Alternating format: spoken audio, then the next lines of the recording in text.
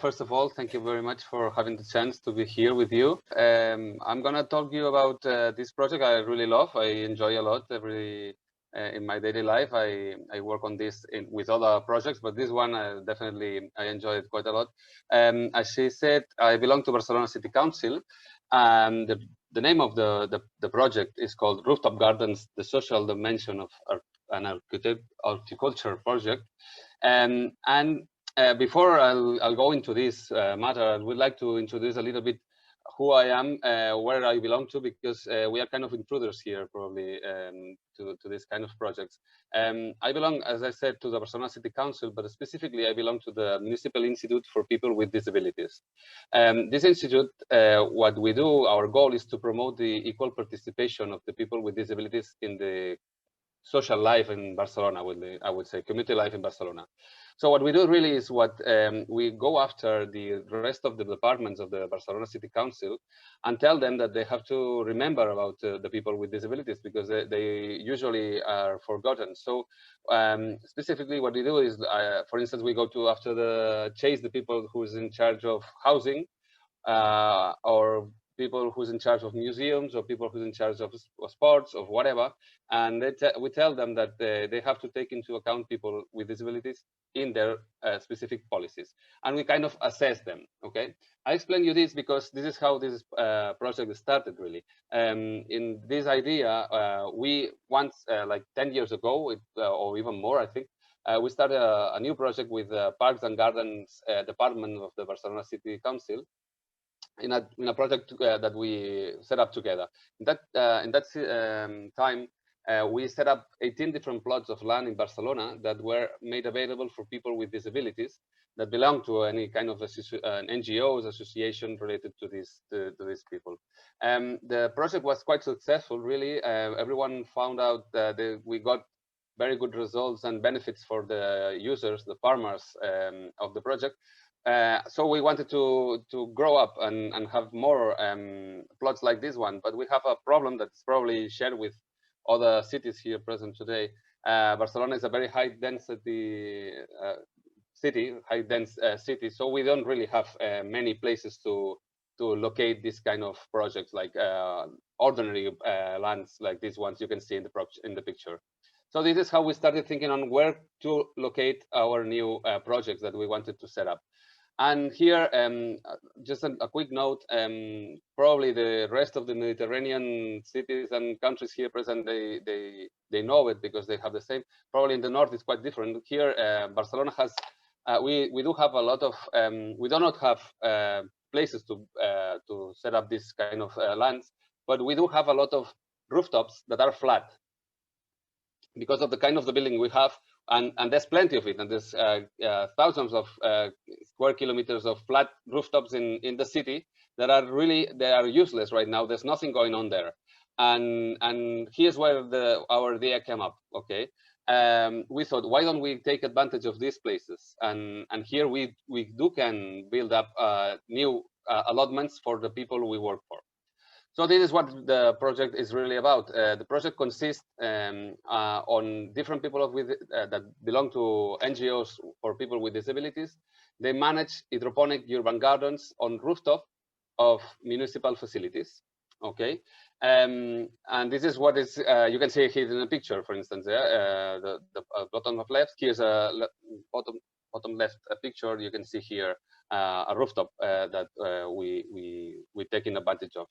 The project has many different goals. I'll try to go through all them, but obviously you can imagine this is a social project. So for us, the main goal, the most important one, of course, has to do with the promotion of the people with disabilities, and bring them into an area that we found out that really has a lot of benefits for them. And this is the experience we have so far. And this has to do with many things. I just point out here some of them, like leisure, training, relationships, but also changing of their role in society. They really, I mean, they tell us this every day. So we do have here a long path to work through. But apart from this, of course, there's other goals that we are reaching here. We are making use of these user spaces, like the ones I told you. We're taking advantage of these rooftops. And also by this project, we are contributing to create a greener city, such as Barcelona. And also at the same time, we didn't have that many experience on having hydroponic gardens in allotments in Barcelona. So it's a way of innovating as well, and looking and making research on how all these allotments work in the city. Well, this is our main goals. I'll go through our experience very quickly. We set up this project in April in 2016, so we've been more or less like 5 years with this project. You can see the first picture here is the very first allotment we set up. In that case, was in our own building, and we had this allotment, this rooftop, useless, as I said.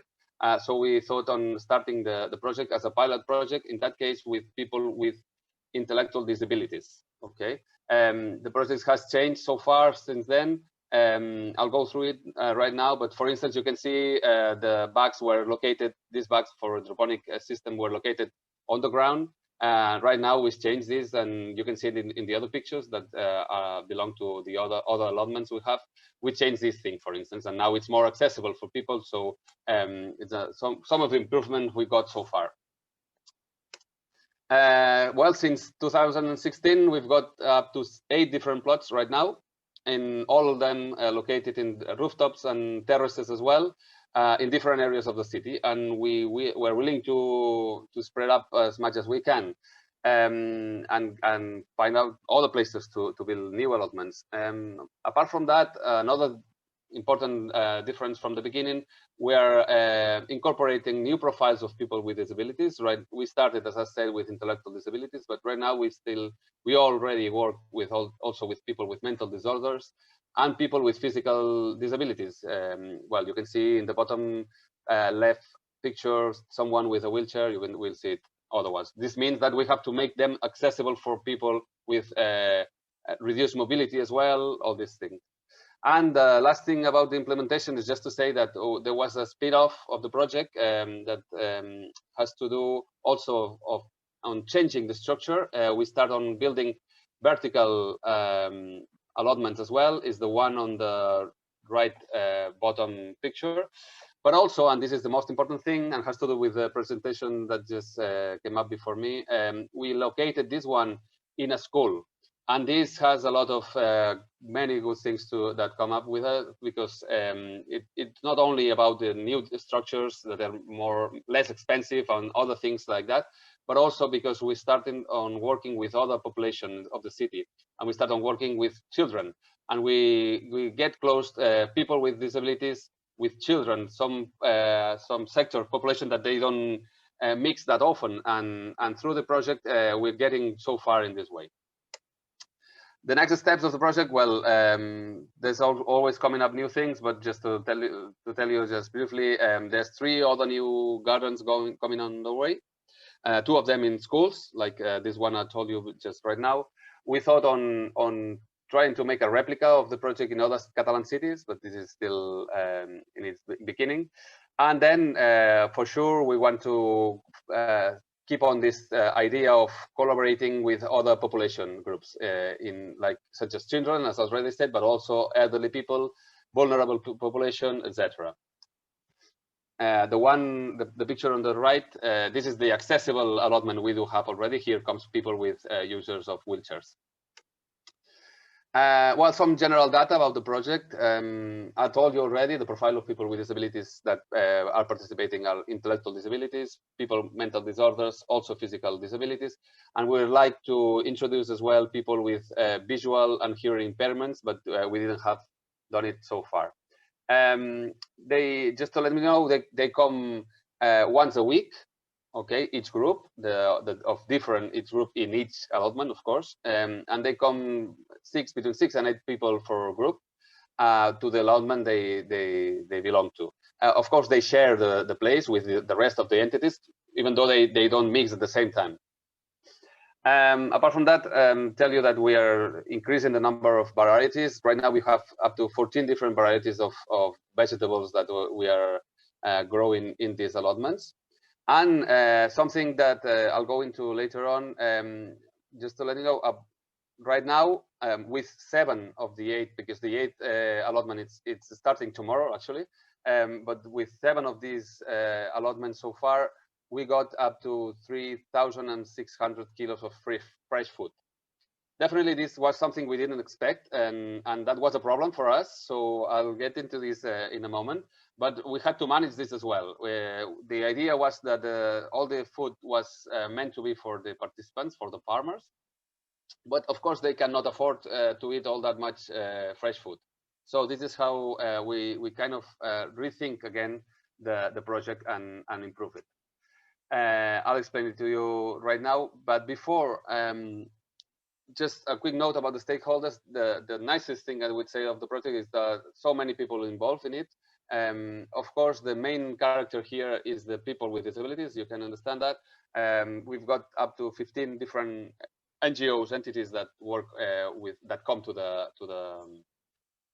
allotments. But this means in terms of the farmers, really, we started in 2016 with 30 farmers. Right now, there's 170 farmers, and this is increasing. For the new ones, we're going to start just right tomorrow, as I said. Apart from that, there are other relevant players, and the nicest thing is that they mixed and they relate one with each other all together. Okay. One of the players is, of course, the departments that are hosting the gardens, and they are part of the project as well. Each of the different buildings that are in the city that are hosting the different gardens. Also, and this is a very important one, the enterprises. There are 2 enterprises that are in charge of the technical tracking, the teaching, and also the assessment of the farmers that they come here, and they tell them what to grow in each time of the year, what to do when something is going wrong, etc. I mean, they kind of learn how on horticulture, but all the time they kind of need of this follow-up from these enterprises, and these enterprises, they are crucial for the project. Apart from that, this has to do with the production. The next one, this is what I told you. We had so many production, we could not afford to eat it, so we thought on giving away the production we had. And right now, we are collaborating with different social canteens and food banks that are very close to the different allotments. And the participants, the farmers, the people with disability, they bring up to 90% of our production. They bring it to these social canteens and food banks. Finally, there's also derivative academic research related to the project. There's lots of people coming there just to visit it as citizens, of course, but also for do research, as I said, people doing their degree, master's, PhDs, etc. Well, talking about what were our aims on the project, really there were mainly 2. We thought on doing this project because we wanted to improve the quality of life of the people that work in the project, the participants. And also it was a way to start in an area that is not our own area really, but they were interested in it as well. It had to do with making a greener city and try to test what's these hydroponic allotments in the city. That was something that was not, it's not that usual yet. It's still in Barcelona at least. I would say I'll go into the results on that in briefly, but what we found out is that apart from these 2 initial objectives, we got new objectives that we didn't expect, like I said before, and I'll explain it to you in a moment. Regarding to the first one, we carried out a sociological study on different aspects of the project, but regarding to the people that use it. Well, that would be quite long to explain it, but the main result definitely is that we tested and we proved that there is an improvement of the quality of life index of the people that come to the project if we compare it to the people that has the same profile and they belong to the same entities, but they don't come. Here, the red spots show you how we got up to 5 points of increase. And well, this, as I said, is quite long, but we could, as I said, we could verify that one of our objectives was fulfilled. The other thing has to do with agronomic study. Every now and then, every year at least, we find out, we look at our agronomic results. I must say the foods are healthy, completely healthy. They are even better. This is amazing, really, something we didn't expect either. We are in a very center of the city, full surrounded by cars and tons of smoke every day, and the food are healthy. We prove it, and it's even healthier than outside the city in some cases, which was really amazing. Apart from that, we control the consumption, the recirculation, and the water that we are using.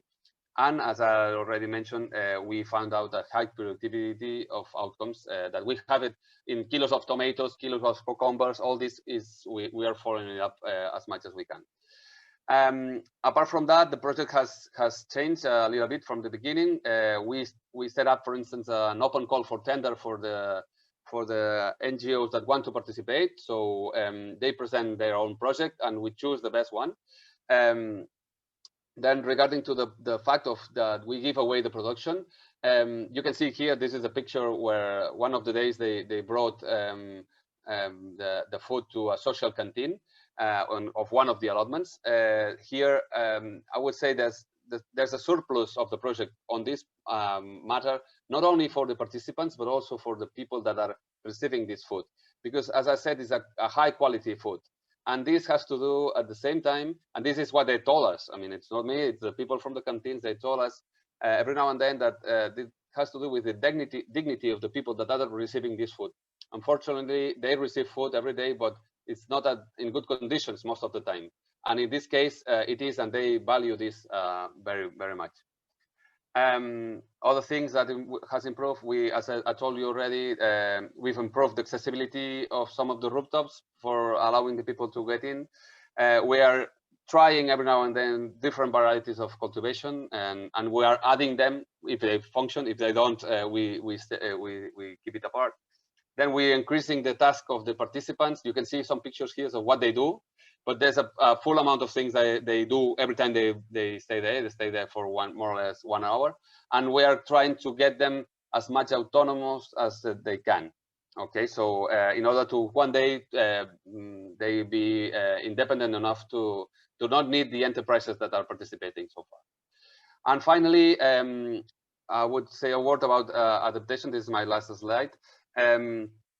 Well, I think probably one of the most interesting things of the project is that we've developed a methodology that is successful, and we've tried to replicate everywhere in each new allotment that we are setting up. And actually, it's the other departments that come to us to tell us that they would like to reply what we have. And this is what we bring every time. We bring the methodology and explain them how to do it every time. And another thing very interesting here, just to mention, during the pandemic, we could adapt the project as well. The worst time of the pandemic here in Barcelona, at that time, the allotments didn't stop. We kept on bringing the food to the social canteens. Of course, the farmers, they could not come at that moment, but we managed to bring the food anyway. But from that moment, later, when everything was not as hard as the confination of the beginning, and people could start moving, these allotments became a safe place for the institutions that come with us, because it's in an open air space. There's plenty of room, and this is a solution that most of the NGOs told us that they value a lot, because most of the NGOs, they don't really have much space. They work in a very narrow spaces with the users.